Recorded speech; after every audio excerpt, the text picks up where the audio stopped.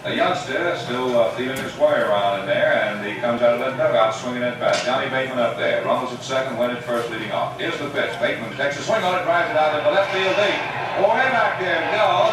Up near the board. Let's see what it'll do. It'll be off the wall, and around comes Wynn. Following Runnels in the score to tie up the ball game. The ball is running all the way down the warning path. Here comes Bateman around third. He's going to have it inside the park. Home run. He hovers against the left center field wall, and the ball caroms away, then down the warning path towards the left field foul line. Nice going in there, 45. So Bateman has hit an inside the park home run, putting the 45s out in front, 6-5. How do you like those apples? Good evening. How many of you know who that announcer was? Red Barber? Good guess. It was Old Pass. Lowell Pass is the correct answer. That was a recording of John Bateman hitting his one and only inside the park home run. His major league career on August 26, 1963, my brother Kyle's third birthday. A few years ago, 5 years ago, I had been doing fantasy sports, and I got tired of that because I was doing fantasy baseball with another artistic director who cheated in fantasy baseball. So I said, I'm going to do a Twitter feed about the current Houston Astros. This was 2011. But then the more I started thinking about it, the more I decided, no, because Astros fans are just, they're disgusting. They're such fair weather fans. They get all upset if they're in a 3-game losing streak. All is lost. And I read about Carlos Lee is fat. I saw Carlos Lee at the Whataburger. So I decided I'm going to do something different. I decided instead to do a Twitter feed chronicling the 1966 Houston Astros season. As seen through the eyes of my favorite player as a boy, John Bateman. Bateman had his best career year in '66. He hit 17 home runs, knocked in 70 runs, batted .279, and should have made the All-Star team, but was gypped. He should have made the All-Star team according to the Victoria Advocate. Anyway, he didn't. So I decided I will chronicle that wonderful season, which was the first year I really started paying attention to baseball and really became a real fan. We had moved to Houston in '65. I got the idea from a couple of different things. There was Jim Bowden's 2 books, Ball 4, and I'm Glad You Didn't Take It Personally. Those were inspirations where he chronicled the 1969 season. And I think he talked a little bit about his 1970 season. There were these people who were tweeting in 2011 as characters from Mad Men. So I thought, I'll tweet from 1966. So I started doing this. Now, who follows me? Anyone here in the audience follow the Twitter feed? Thank you. In the booth, thank you. Well, who else follows me? Frida Bateman, John Bateman's ex-wife. Pam, his daughter. Several of his grandchildren follow me. Several former Major League Baseball players. Irvin Santana, Tommy Herr, Billy Wagner, former Houston Astro, and Rudy May follow me. Soledad O'Brien. Tay Diggs. A lot of sports writers around Texas and in Canada. I had a lot of followers who were Astros fans, and Bateman eventually went to the Montreal Expos, so I have a very large amount of Twitter fans from Canada. They're still mad that they lost their team and went to Washington. And I have a lot of followers from Venezuela, because Bateman played Winter League ball for a couple of different teams in Venezuela, and was on the championship team of 1966, the La Guaira Sharks, with Luis Aparicio on that team.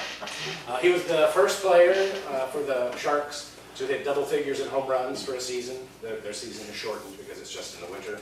And he was quite beloved, and he was the first player on the franchise to hit more than one home run in a single game. The question I'm often asked, I've done a lot of research over the years, and I've met with a lot of Bateman's former teammates and talked to some of them on the phone, and almost without fail, the first question is, why was John Bateman your favorite player? He was not a star. He was on that 66 Astros team. I'll pass this around. Let's have a little house light so they can get a good look at Bateman, who was not the handsomest player of all time. He was a great team leader. There's a story in Sports Illustrated where he was described as having that mystic capacity to virulently insult people without them taking it personally.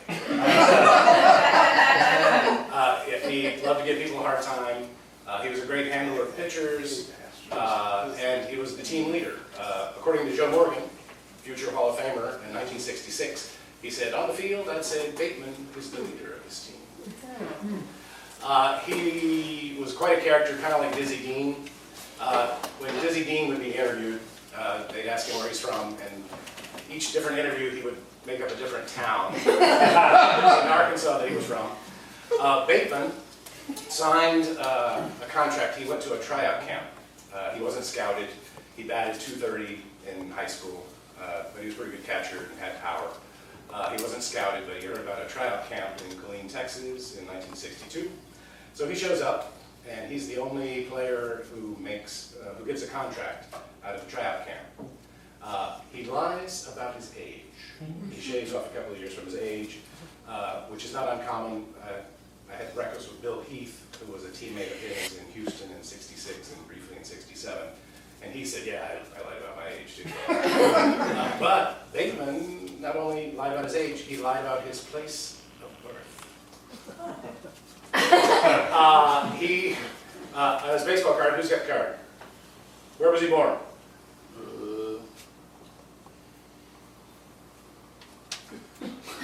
Oh, here we go. Keys, California. Oh, no, that's his home. It was his current home at that time.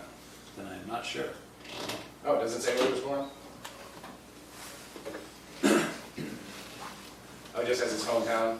Right. He was born in Lawton, Oklahoma at Fort Sill. Now, eventually it was discovered that he wasn't really born in 1942, but born in 1940. But all through his playing career, all of his cards had the incorrect date of birth and the incorrect place of birth on the years that they did place of birth. And that the lie about the age wasn't discovered until after his career. And the lie or fib about his place of birth, I found that out. Where did he say he was born? He said he was born in Killeen, Texas. The tryout camp took place in Killeen, Texas. And either he, A, didn't know where he was born, which I don't think is likely. I think what happened was he thought it'd make a good story. Texas boy signs contract with Houston Colt 45s. Anyway, it wasn't uncovered until a couple of years ago. I corresponded with his nephew, and his nephew sent me some family memorabilia via JPEG, and including Bateman's baby book. And on the baby book it says, born Fort Sill, Lawton, Oklahoma. So it's been fixed on Baseball Reference and Baseball Almanac. I think it's still wrong on Wikipedia. Now, I have some Bateman treasures here. This is a signed 1966 Houston Astros ball in a Boston Police Department evidence bag. It was stolen from our home, and the culprits were not too far from our house and walking suspiciously. And there were people of color, and the police thought they were suspicious, so they flashed their light on them, and one of them dropped his bag of stuff, and the other held onto his bag of stuff. Unfortunately, the bag that had this and my wife's pearls were in the bag that was dropped. So that's his bag. Nice. Yay. This is a genuine 1966 John Bateman bat. This was a bat he used in 1966. He got sawed off at Dodger Stadium. This was retrieved by a young street urchin in LA named Jeff Montgomery, who would later become my boss. He's a political consultant, and he was my boss and knew that I was a big John Bateman fan, So he gave me the prized damaged John Bateman circa 1966. This is perhaps the most extensive John Bateman baseball collection in North America. Along the way, I've become friends with Gail McRae, who was Bateman's childhood friend, and they went to high school together. Gail was a couple of years behind him. And we talk almost every week. And Gail actually performed a show about baseball here during Frontera Fest a couple of years ago. Gail had this and called Kathy, my wife, and said, "Do you think Keenan would like something like this?" So now it is mine. And it has his rookie card, his 1964 Colts card, and on through his days as an Expo. I don't think there's no Phillies cards. Oh well. He eventually wound up playing for the Phillies, but there's no Phillies cards here. There are a lot of parallels between my baseball career and John Bateman's career. He had his best season in 1966, and as did I. He was playing for the Astros, and I was the best player at the Atwell Apartments in Houston, Texas. Now, I wasn't all that good, but I was better than future major leaguer Kelly Gruber, who lived in the apartment complex. But I was 9 and he was 6. I was the oldest kid in the apartment complex, so I was the best player. I wasn't very good at hitting or fielding, but I was very good at running bases, and I was very good at running the 880, which we did after practice, which doesn't really come into play in baseball. I was really good at that. Bateman had a terrible year in '67, as did I. I was the Gentile Jackie Robinson of the Meyerland Little League. and I had a terrible year. I wasn't a very good player. And I was 9 years old, and I weighed 69 pounds. Yeah. Cute. But I wanted to be a catcher like Bateman. One of the reasons Bateman was my favorite player, besides being so funny and being the team leader, and the fact that he apparently watched Batman like I did. I had this old baseball program that had Bateman and Felix Mantilla in the clubhouse watching Batman on television. I wanted to be a catcher, so that my manager felt pity for me, and I caught one inning in 1967, and it was a nightmare in Technicolor. So I never caught again. I loved that '66 Astros team. It was the first time in the history of the franchise that they were in the pennant race, fairly deep into the season. And they got the cover of Sports Illustrated on June 6, 1966. Wow. Astros in orbit. And they talk a lot about Bateman, and Bateman wasn't exactly politically correct. And there's some kind of off-color things that he said. I'll let you read it. I won't go into detail. But in this article, Joe Morgan said that Bateman on the field was the leader of the team. And this was a team with Rusty Staub and Joe Morgan and Jim Wynn and Larry Durker and Mike Cuellar. I wish I had bought this when it first came out, because it was only 40 cents, and it cost me $30 to buy this. And here are some of those '66 Astros. You can't see them very well. Grady Hatton was the manager. Mike Cuellar was this great screwball pitcher from Cuba. Larry Durker, who pitched his first game in the majors when he was 17, and he was the ace of the team for many years. Paul Richards, the general manager, at one time called him a cold-blooded, fish-eyed son of a bitch.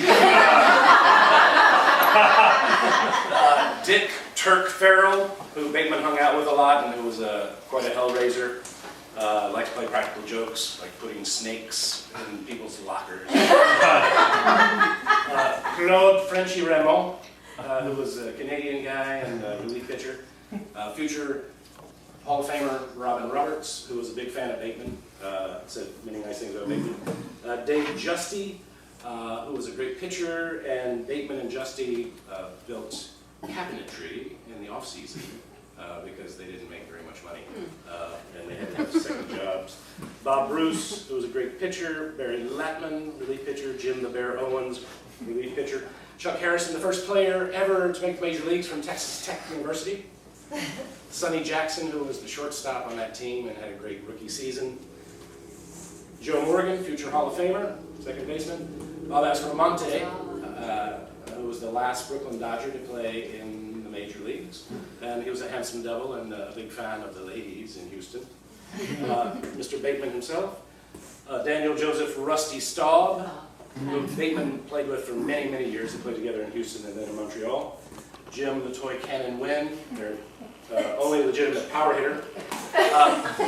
Lee May, who is, I'm pretty sure, the only major league player / recording artist in the history of baseball. He sold several million records in his music career, and we'll hear one of his songs later.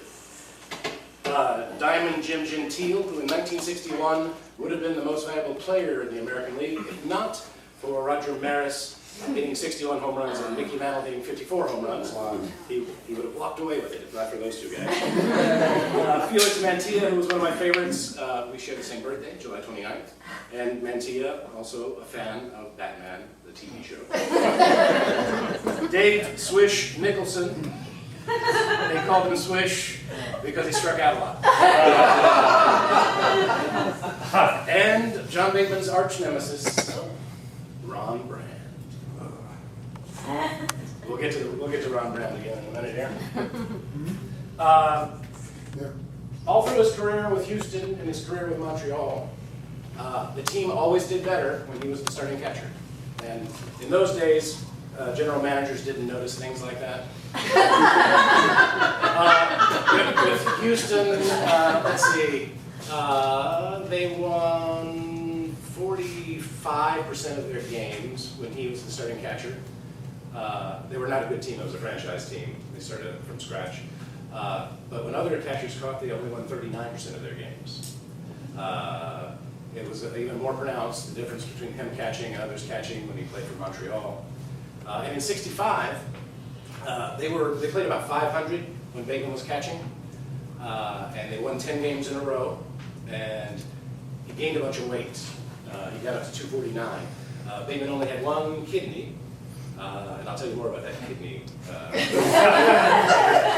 And apparently, according to him, I guess it's true, if you have only one kidney, you're prone to weight gain. So he went into a slump, and they sent him to the minors, and he spent most of the rest of '65 in the minors. But they were horrific the rest of the year. They nearly won half their games when he was there. He goes to the minors, and they wound up the season 30 games under 500. And that did not occur to General Manager Craig Richardson. There might have something to do with Bateman being in the lineup. All right, I'm going to need some audience participation to tell you about how Bateman was always fighting for his job. Let's see. And this will be painless. Who wants to portray Hal Smith? You, sir. Who would like to be Jim Campbell? Right this way, sir. Jerry Brody? Right this way. And you all have, come with me, Mr. Hal Smith. So I need Hal Smith over here. And then Jim Campbell next to him. And Jerry Brody next to Jim Campbell. Who wants to be Bateman's nemesis, Ron Brand? Pointing at Marie? No, or even Marie or Tom, one of the two. Make one of them do it. Who wants to be Dave Adlish? Whose grandson is too good to follow me on Twitter. I'll do Dave. You can be Hal King. Dave Adlish, if you stand next to Ron Brand, and Hal King, if you stand next to Brand. So, Bateman signed the contract in '62, and then he played for the Modesto Colts in the minor leagues, had a pretty good season. And he was invited to spring training in '63. The regular catchers were Hal Smith and Jim Campbell. And they didn't think much of Bateman. They thought that Campbell said that Bateman was a a patsy as a hitter. And they didn't think he belonged in the major leagues. And Bateman had gotten hurt at the end of spring training, I believe, so they were doing the catching initially. Then Bateman took the starting job, and Hal Smith and Jim Campbell, did not play very much after that in their careers. And then they were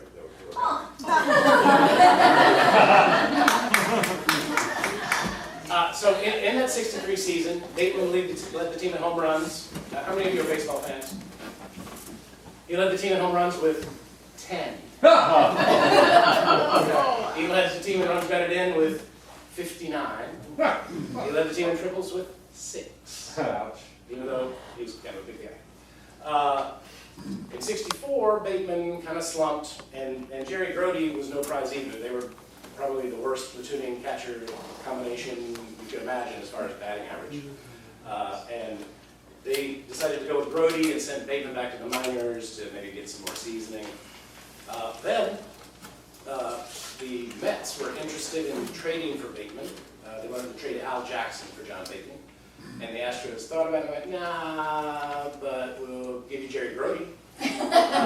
And Jerry Grody was gone, and he went to the New York Mets.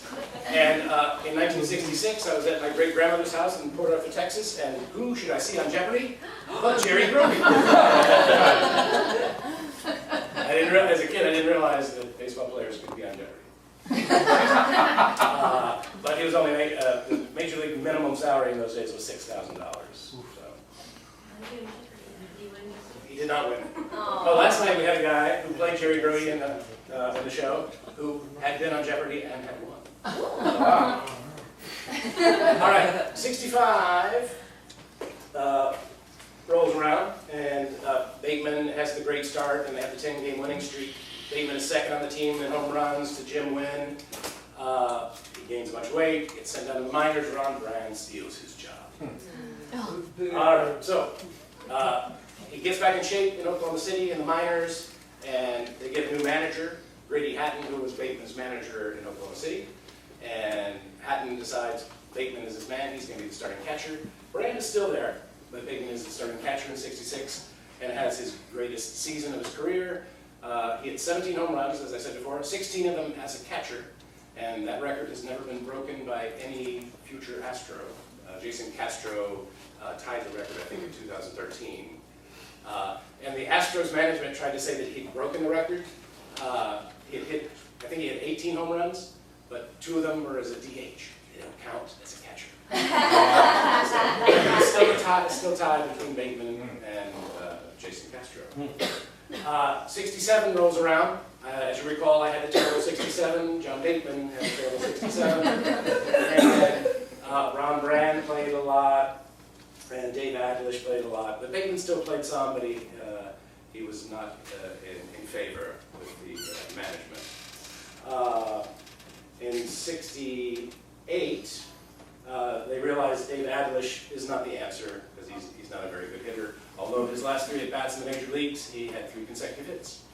So Adlish goes to the minors. Too little too late, too. Sorry. So Ron Brown is still around, and in 68, they decide we're going to platoon with Hal King, this great young catcher. He bats left, Bateman bats right. Hal King. So Hal King was going to get more at-bats because you face more right-handed pitchers. The only trouble, Hal King would have been a great choice, except he wasn't a very good catcher or a very good hitter. So he was sent to the minor leagues. Oh. I don't think you were going to cast me anything this year.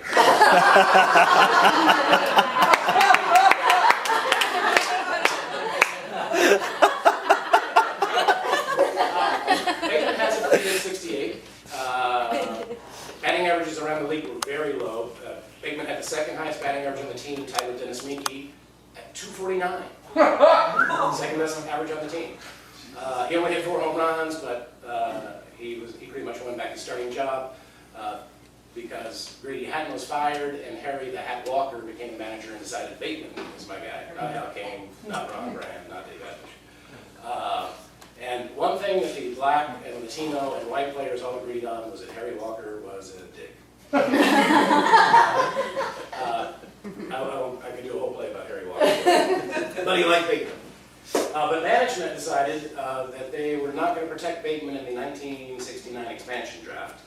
And so he was, I think, the third player picked by the Montreal Expos. Unfortunately, the Expos also chose Ron Brand.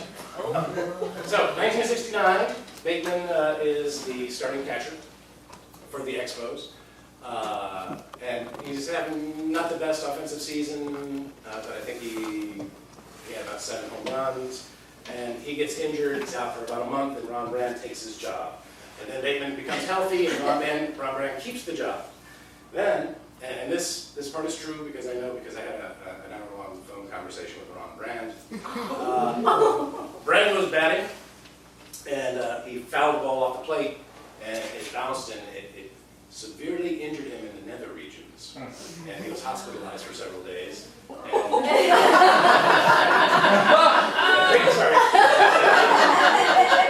Bateman got the job back, and Brand, I think, caught maybe 10 games after that the rest of his career.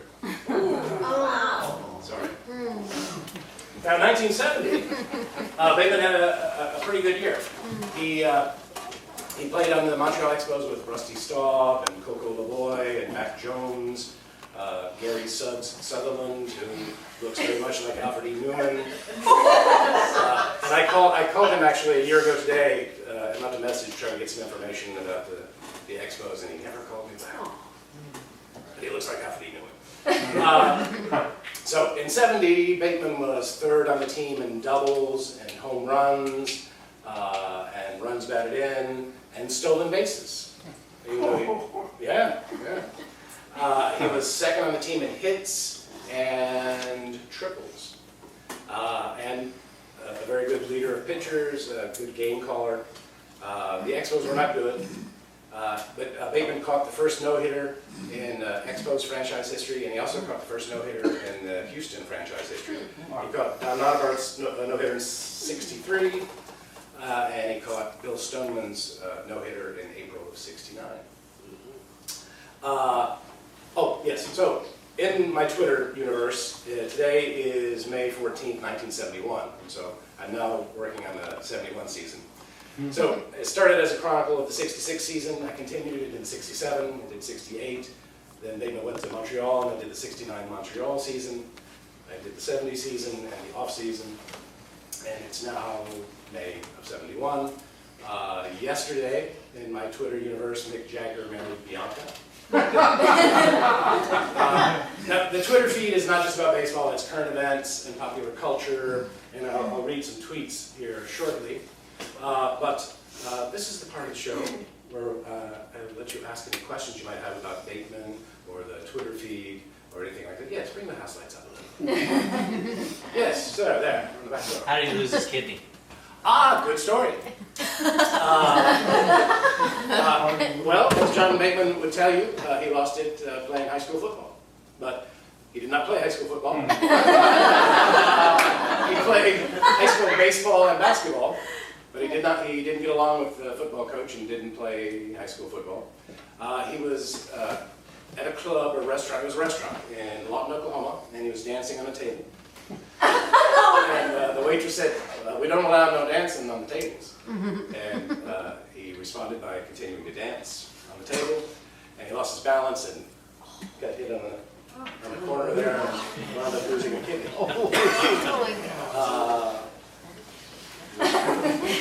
Yes, sir. How did the Astros manage to leave both their catchers unprotected in the expansion draft? Because they had traded for a downgrade, I think, Johnny Edwards, who was a great catcher, but kind of a weak stick. How much weight did he have to lose to get back on the team? Let's see. He had gotten up to 249. I think he reported like at 215 the next spring training. Wow. Now in Montreal, he had a lot of battles with his weight, and Gene Mauch, his manager, who was kind of a jerk. And Gene Mauch, you know how you hear about players being fined, for doing whatever. Usually that money goes to charity. When Gene Mauch fined you, that money went into Gene Mauch's pocket.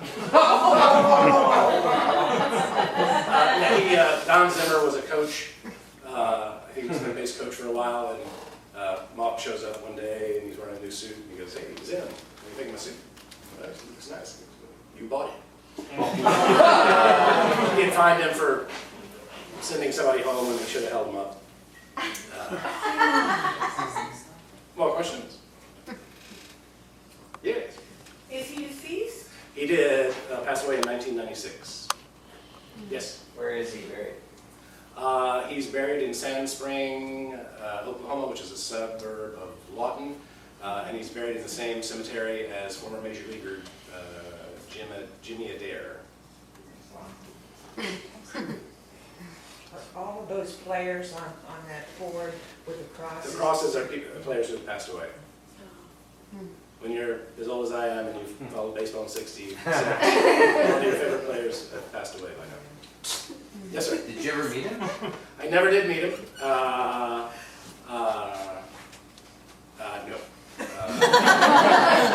And I actually didn't get to see him play very much. In those days, the only time you could ever see the Astros on TV in Houston was if they played a road game on Sunday afternoon. Yeah, that was the only time, because they never showed the local games. More questions? Don't be shy. Yes. I noticed you have a lot of followers on your Twitter feed. Less than 1,900, like 1,850 something. That's quite a few. Yep. And I wondered, did you start out really small? Oh, yes. Just very slowly? The first time I did a short version of this, I did a 25-minute version of this for Frontera Fest. Let's see, early 2012, after I'd done my first season. And at that time, I had 275 followers. It really picked up after Bateman went to Montreal, because those people are crazy for the Expos. They're still upset that their team was stolen and taken to Washington. I have a lot of followers named Stefan.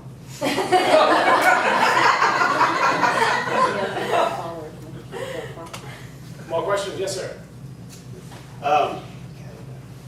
I was just going to ask, I'm a high school tennis coach, and I took my kids down.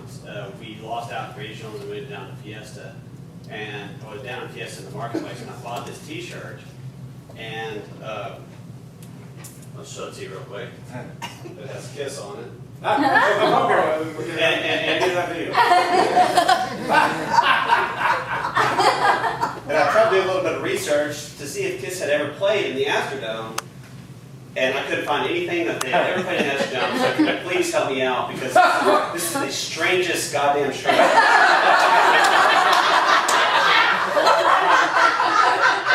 I'll research it, but I don't recall them ever playing in the Astros. I don't think I could find anything.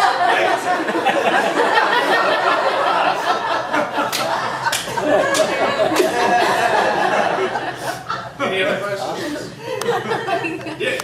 Who would you like to have portray Bateman in the theoretical movie you provided? Oh, good question. John C. Riley. Wow. Yes.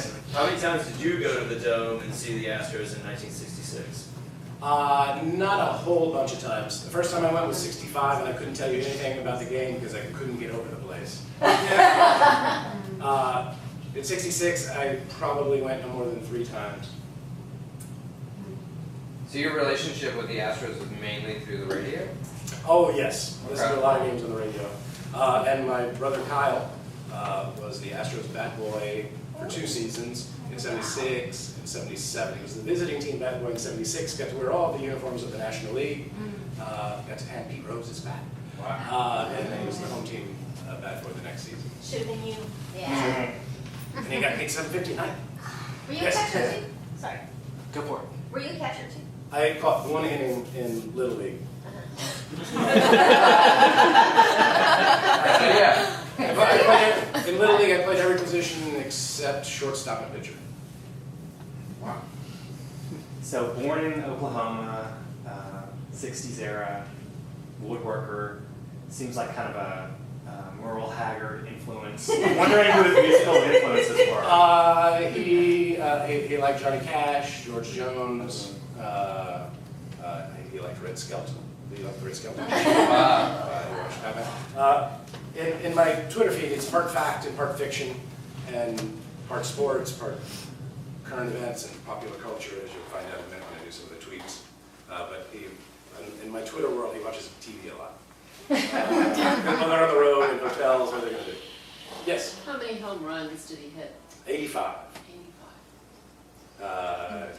His best home run years were 17 and 66, 15 in 1970, and 10 in 1971. Yes. Did he ever have like one shining moment in his career, like one heroic burst? Let's see. He had 3 grand slams. He caught the first no-hitter in the history of the Astros franchise. Caught the first no-hitter in the Astros franchise. That inside the park home run was pretty cool. Yes.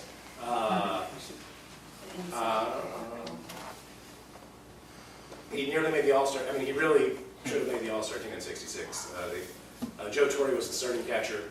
Tom Haller and Tim McCarver got the other 2 spots, and he was having a better year than either of them. Yes. What did he do post-baseball retirement? For a while, he had a craft shop, but for 3 years, he played fast pitch softball with Eddie Feigner. His team was called the King and His Court. Yeah, those guys. Right. Yeah, Eddie Feigner was this fantastic fast pitch guy who once struck out 6 Major League All-Stars in a row in an exhibition game.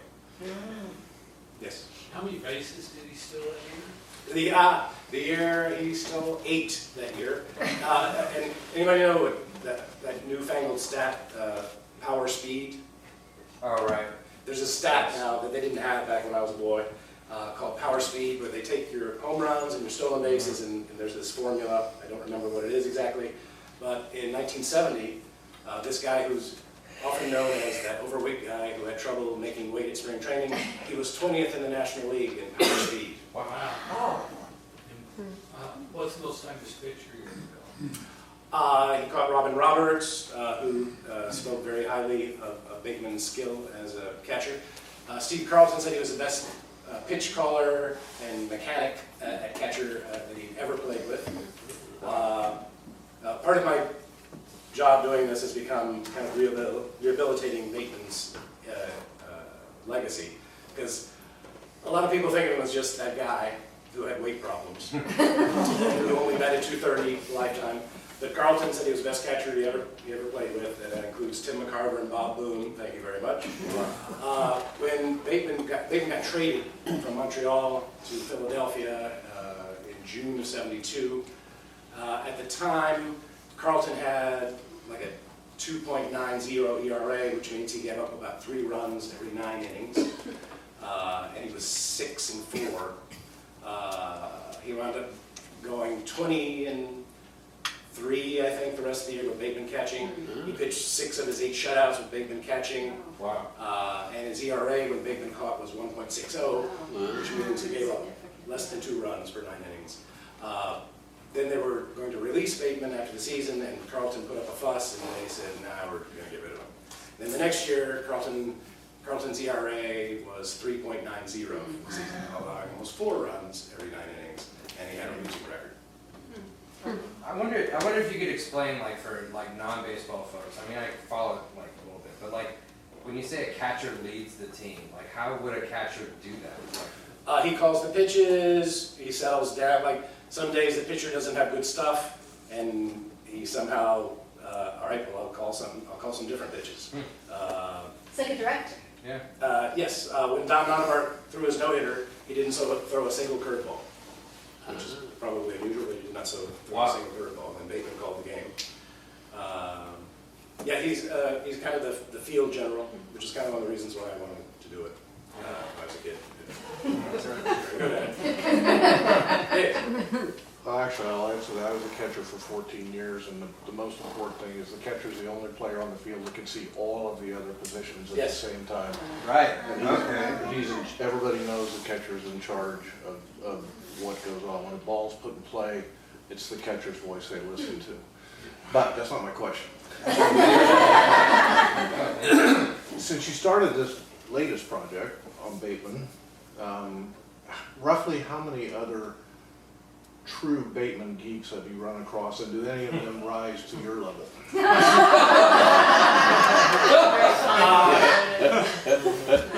Pat Monich, who is one of my followers, she was one of my first 100 followers.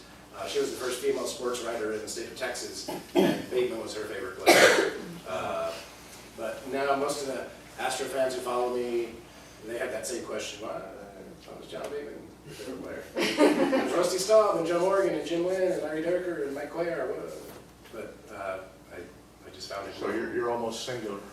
I think I'm arguably the biggest John Bateman fan. my very first theater company in Austin was called the John Bateman Players.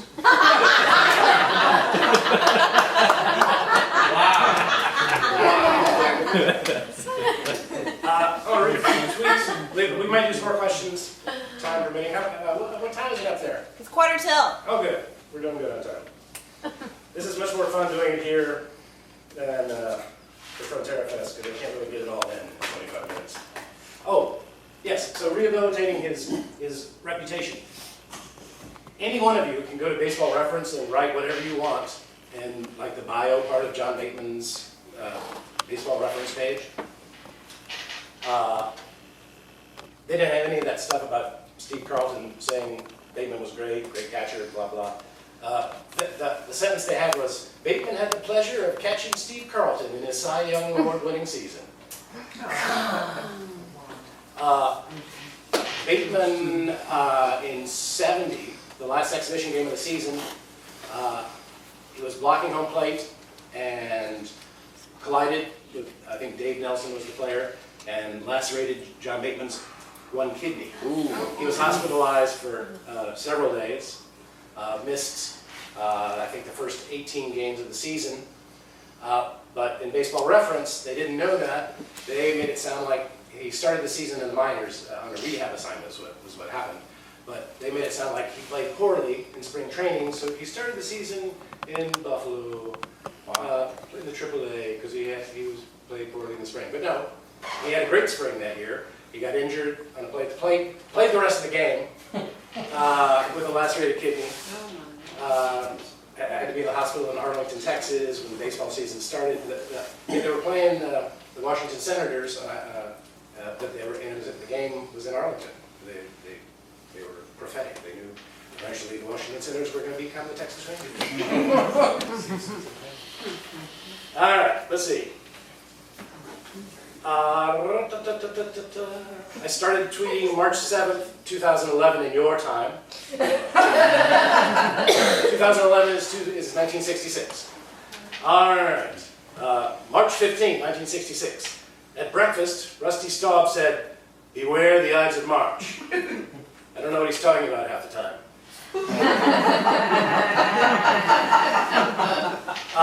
This is in spring training, March 12th, 1966. Playing the Mets in St. Petersburg, Staub is excited because some guy named Kerouac is in the stands. Never heard of him. March 21st, 1966. Gary Player is on the cover of this week's Sports Illustrated. Golf isn't even a sport. March 28th, 1966. We played the Pirates today, looking forward to the debut of the Avengers tonight on ABC. Rumors are true, Robin Roberts to be signed this week. Lee May, the singing Astro. Let's see, April 5th, 1966. Our starting left fielder, Lee May, is also a singer. His album, Halfway Out of Love, sold more than 500,000 copies. He's pretty good. Let's see, April 13th, 1966. Excited about the Dodgers game tonight, not excited about facing Koufax. Also, we'll miss Batman tonight. If only there was a way to record it.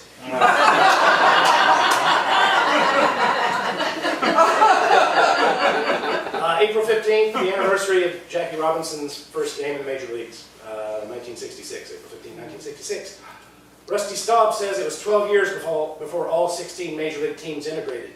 Tonight, the first 4 batters in our lineup are black. #progress. And I use that hashtag again on this next one. April 18th, 1966. Bill Russell became the first black NBA coach today. #progress. Let's see. Nancy Ames, this is May 2nd, 1966. Nancy Ames, the Supremes, and James Brown are going to be on Ed Sullivan tonight. We're flying back to Houston tonight, so we're going to miss it. and this is true, coming up. May 3rd, 1966. DeRocher was on an episode of Mr. Ed in 63 and an episode of The Munsters in 65. Both times he played the Dodgers manager, even though Alston was LA's manager. I like to speculate about what the guys might do on their off nights. October 1st, 1966. Rusty has taught me into seeing a play called Wait Until Dark with Lee Remick and the guy who played Boo Radley. At the Schubert Theater. 1966 Astro ticket prices, November 1st, 1966. $3.50, $2.50, $1.50, children, general admission, 50 cents, ladies on ladies' night, 50 cents. July 15th, 1966, crazy rain here in Atlanta. Might get rained out tonight. Rusty Stahl tells me that Frank Sinatra is marrying Mia Farrow next week. June 7, 1966, today actor Ronald Reagan was named the Republican nominee for governor of California. No way an actor will ever be governor.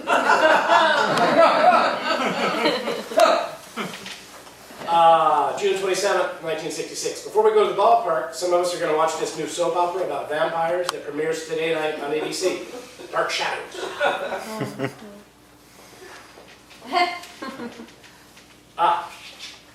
This is something that I love about my followers.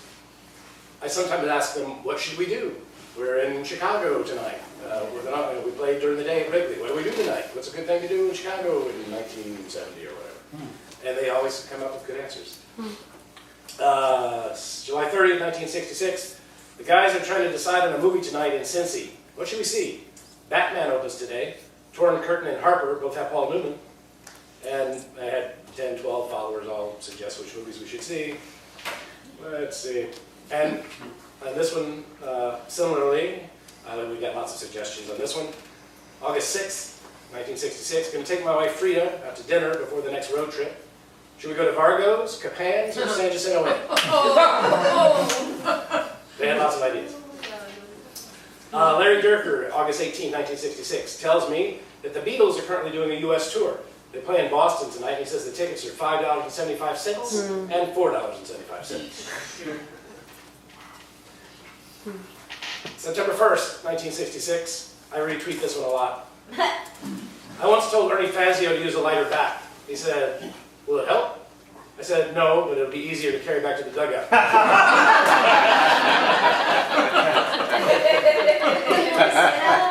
That's a true story.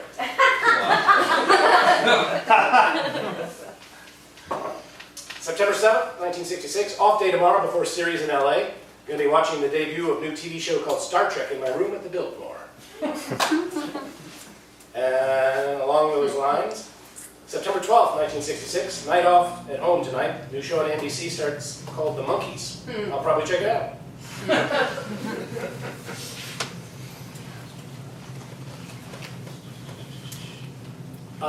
November 12th, 1966, the average Major League salary is $19,000.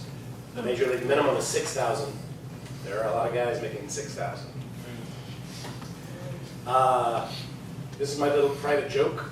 You may recall Jerry Adair is also buried in the same cemetery in Bigman. December 17th, 1966, Jerry Adair is a real nice guy. We're both from Oklahoma. I have a strange feeling we may be spending a lot of time together.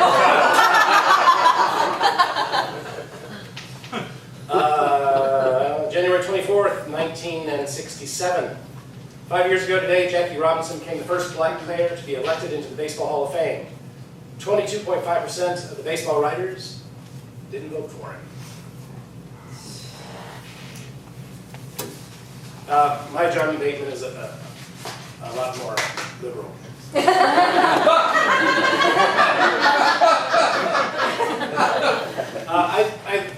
I knew a lot about Bateman before I started doing this, but I learned things I never knew. There's a stat called batting average in games won by your team. And check out this list. This is tweeted December 13th, 1968. 1966 NL leaders in batting average and wins. Stargell, 397. Dick Allen, 394. Manny Alou, 387. Joe Torre, 386. Rico Carty, 379. Bateman, 365. Felipe Alou, 365. Ron Santo, 361. I like this one. December 11th, 1968. This is true. Willie Mays was on the Donna Reed Show in 1964 and 1966. He was also on Bewitched in 1966. He played himself, but he was a warlock.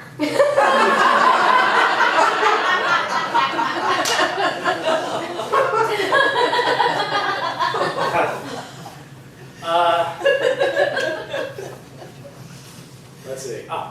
This one follower asked me if I had a black and white or a color set. And I wrote December 7th of 68. Black and white set. They don't pay me enough to be able to afford a color TV. I do wonder what Elizabeth Montgomery looks like in color, though. Is this thing on?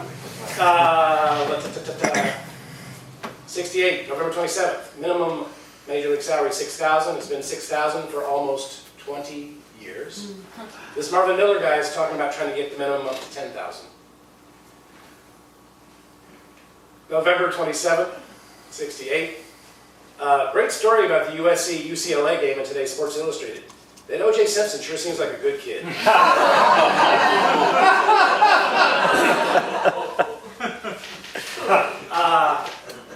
So I learned a lot about, in my research, that management kind of sucked during this era. For example, I think 5 of the first 6 player representatives for the Montreal Expos were traded or sent to the minors. Ron Brands, I think, who served briefly, was one of the few who survived without being traded or released or sent to the minors. In '68, after Robert Kennedy died, the Astros voted unanimously, 25 players to 0, to not play on the day of mourning that happened the Sunday after his murder. And management came back and said, okay, sure, but whoever doesn't play, we're going to fine you $3,000. Minimum salary at the time was $10,000. So they're going to fine someone for missing one game $3,000. So the players voted again, and they voted to play. However, Rusty Staub and Bob Aspermonte and Dave Justy, Justy was the player representative, they all said, no, we're not going to play. And Justy was especially courageous because Justy wasn't scheduled to pitch that day. And he said, we're not going to play. And he didn't pitch in relief, really. He was a starting pitcher. So he was just kind of saying, screw you. I don't agree with your decision. Milt Pappas, who was the player representative for the Reds. The Reds had also voted not to play, but they were bullied into playing. And Pappas refused to play, and he was traded 3 days later. The Astros were more subtle. After the '68 season, Aspermonte and Staub, 2 of the most popular players in the franchise, and Dave Justy, who was also very popular, they were either traded or left unprotected in the expansion draft, and they were all gone. And there's lots of stuff like that that you learn in the research.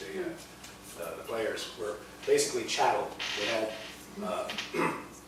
They had no negotiating power. At spring training, or before spring training, you would go to the management and say, I want $20,000 a year. And they'd say, oh, we were thinking more like 12. And so they would compromise at 12.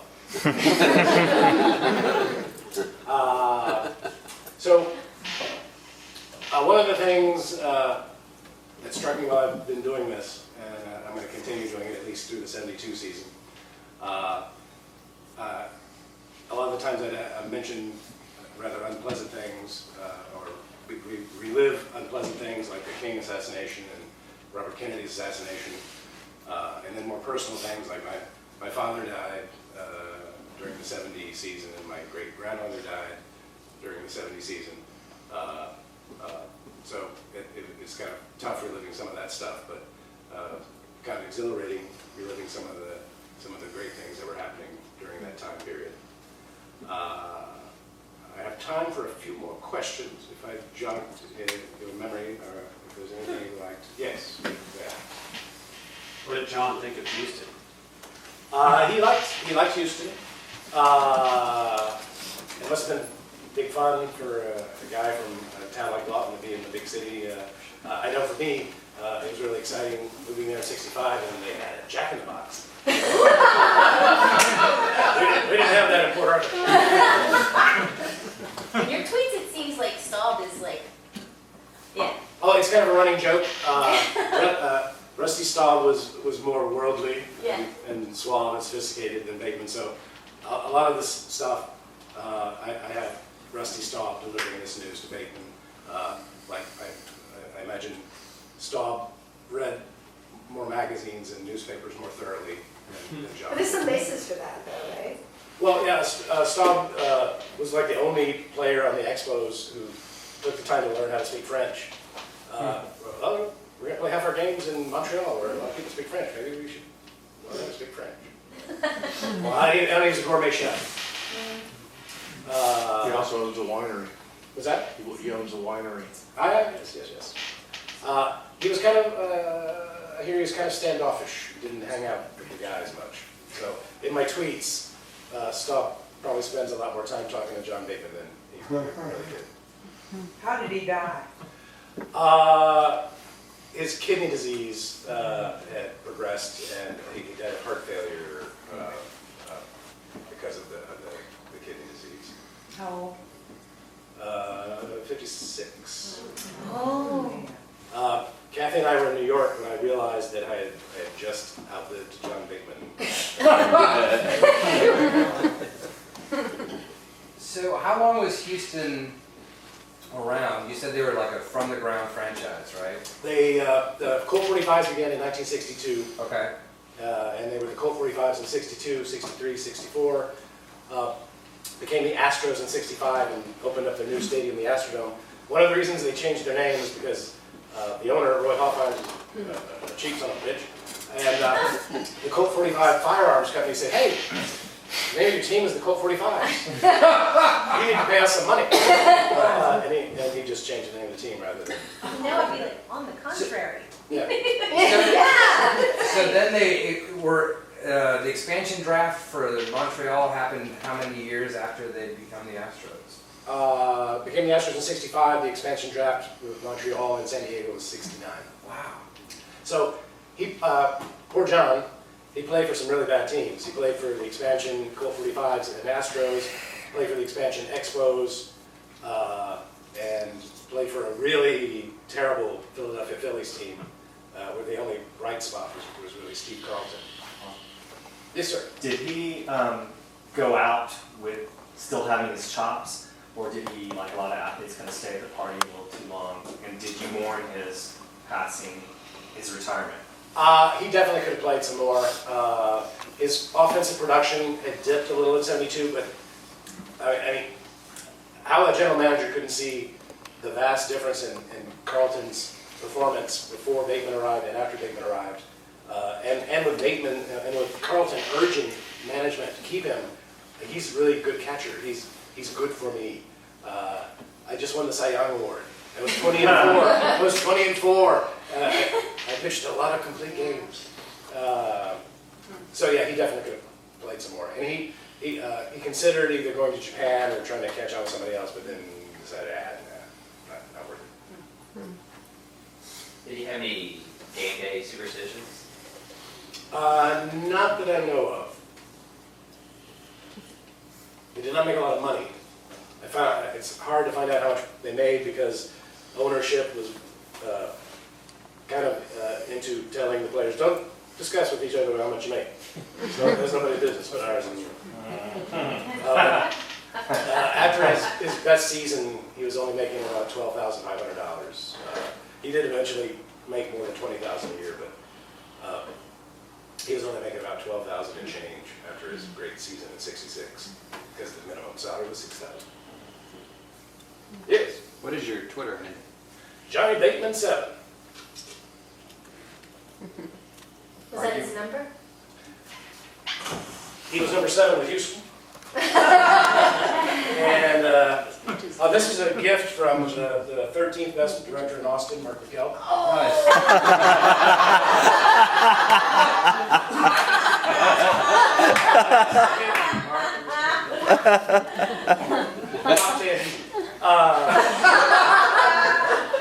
He was number 2 with Montreal, and he was number 2 with Philadelphia. And he had an unfortunate mustache when he played with the Phillies. I send a lot of photos that I'm always searching for new John Bateman photos that I've never seen. And if I find them, I send them to his daughter Pam. And I found some where he had a really unfortunate mustache with the Phillies. And it turns out she really did not care for the mustache. But when I discovered on Twitter, if you do Twitter, and your fan base is people who like old baseball guys and baseball from the past, they love photographs that they have never seen before. I get so many more likes and what do you call it? Retweets. Retweets, but what's that? Mentions. Before that, it's like the big thing. Impressions. Oh. I get crazy amounts of impressions when I run photos that they've never seen before. Wow. Like Rusty Staub modeling a shirt. Any more questions? Would you commit to another player like this, or are you forever faithful just to Bateman? He's the only, you may recall I used to, I was very fond of Rusty Staub, and I still am, but not as much as Bateman. When we were first dating, you asked me... Yeah, once I couldn't sleep. When we first moved in together and I couldn't sleep, so it was so early in our relationship that I woke him up to say I can't sleep. So I said, I can't sleep. What do you do when you can't sleep? He said, I think about Rusty Staub. And I said, what do you think about Rusty Staub? And he said that he's 6 foot tall and he weighs 200 pounds and he was born on April 1st. He like had this whole baseball card. And it was very soothing.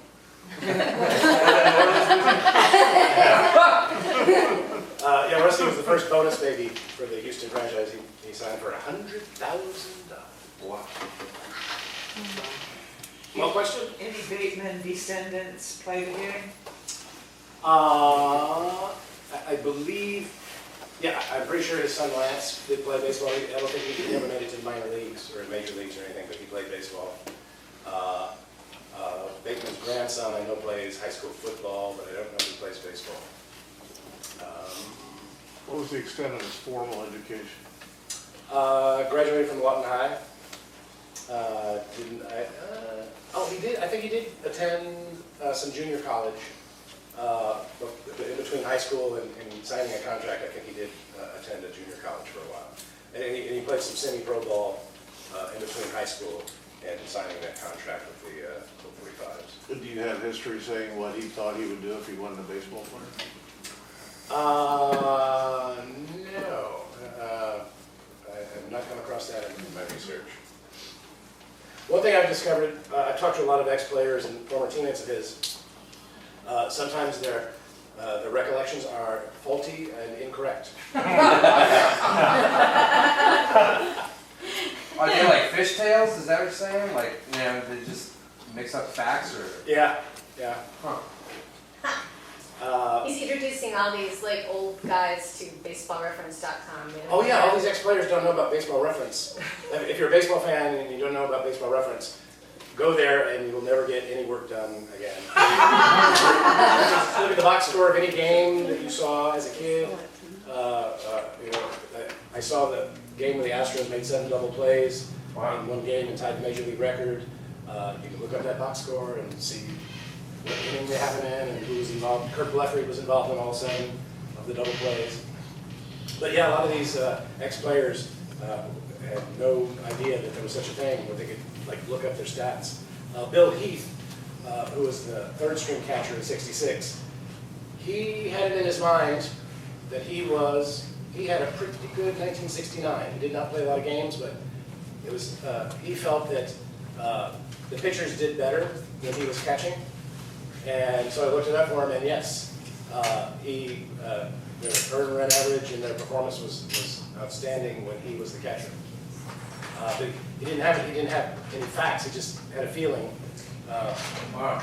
And I was able to look it up for him. That's great. We're sorry. Oh, that's okay. Somebody picking us up. Oh, no problem. Last night, somebody had asked me where Colt Stadium was. And I gave the correct answer, that it was located very near where the Astrodome was being built.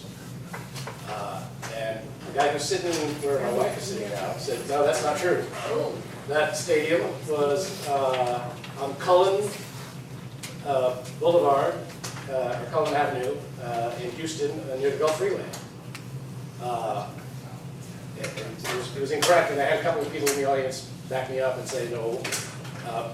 They remember going to Colt 45 games at Colt Stadium, and from there you could see this big hole in the ground where they had begun construction, and it was filled with water and mosquitoes.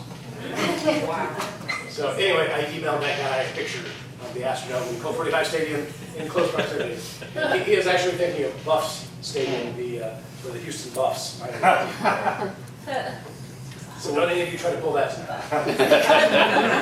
So while you were talking about it, I was trying to remember, where did the Expos didn't play in Olympic Stadium until? Oh, they started out in Jerry Park. Jared, that's right. It was kind of converted. Olympic Stadium was 77, I think, was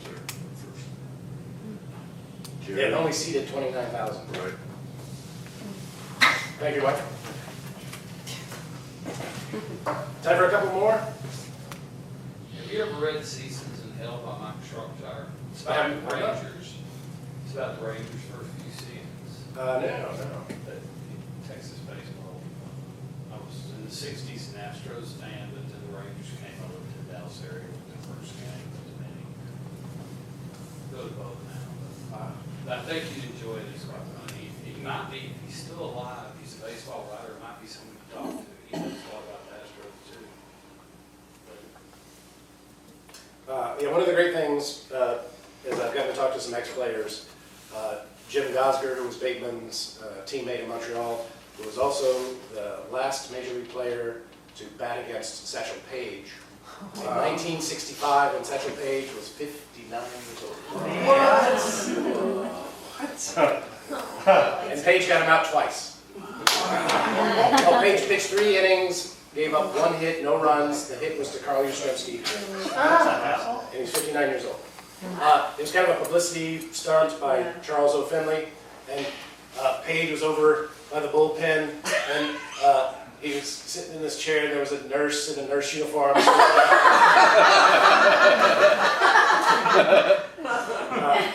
One other thing I discovered it was post-Bateman career, but in my research, in 1973 there was an exhibition game in the Astrodome between the Tigers and the Astros. Leo DeRocher was the manager, and Jerry Lewis played in the exhibition game for the Houston Astros, and he got a hit. What?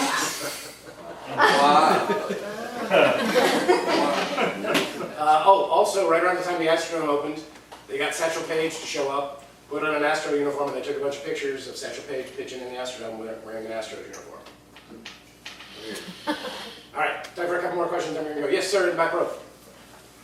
What is an astro? I think it's like a short for astronaut. Astronaut or asteroid? Or I think like astronaut.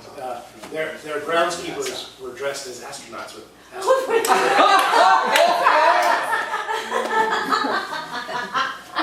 Wow. And this is the best uniform the Astros ever had. They should never have changed it. And sometimes they wear this throwback uniform that the current Astros. Or the Great Asian, right? Any more questions? All right. We usually close out the show. I will dance with my lovely wife, and we'll hear Lee May, former Houston Astro, singing "Will You Be Mine." Will you be